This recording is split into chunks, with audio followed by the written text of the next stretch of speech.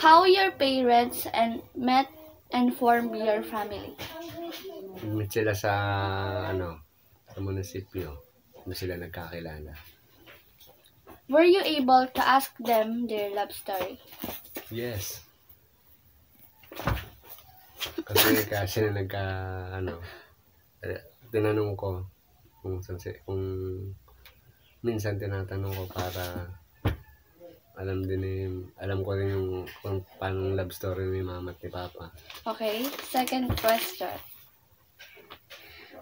How did the couple meet each other?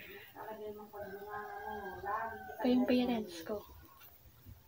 Nagkakilala kami sa Baclaran. We meet in Baclaran.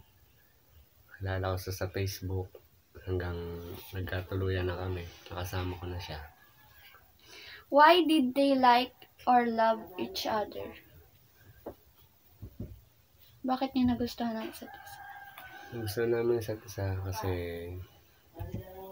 tanggap namin isa't isa. Kumbaga nagkakasundo kami sa isang bagay na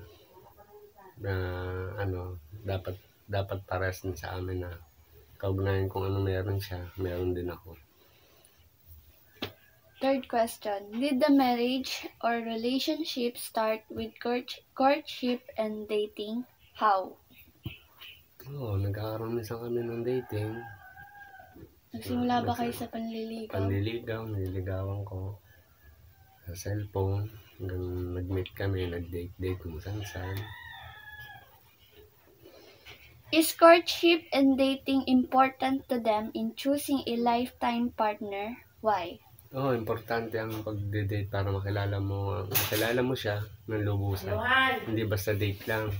Dapat kikilalanin mo muna mabuti. Para pag nakilala mo na siya, kasama ka na sa kanya. What message can you draw from the information that you gathered from your parents of the couples? Message ko isa lang. Tatagin yung pagsasama ng isa't isa para tumagal ang relationship.